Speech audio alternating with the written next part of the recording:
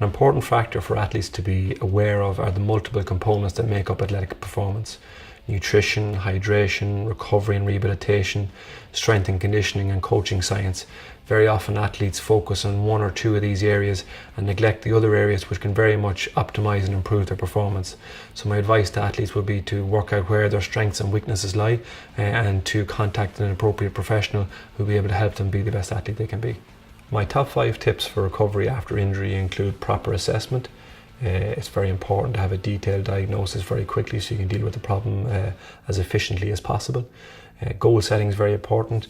Athletes generally are not used to being injured, and when they do, they find that motivation is a struggle.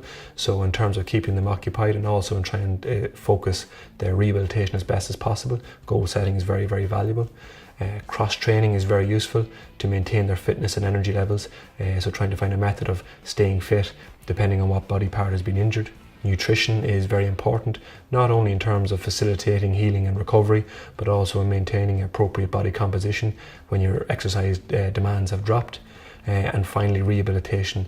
Very important to have a detailed rehabilitation program that will address the problem at hand so it doesn't come back again, but also to leave you a better athlete than when you got injured in the first place. Diet is extremely important and often neglected in athletic performance.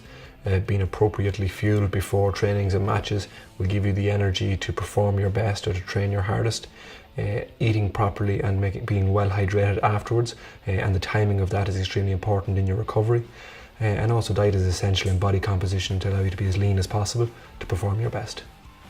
Protein is essential in everyone's diet, but most especially in players' diets, given the high levels of physical activity that they undergo. It is the building blocks on which we build back up our body again and recover.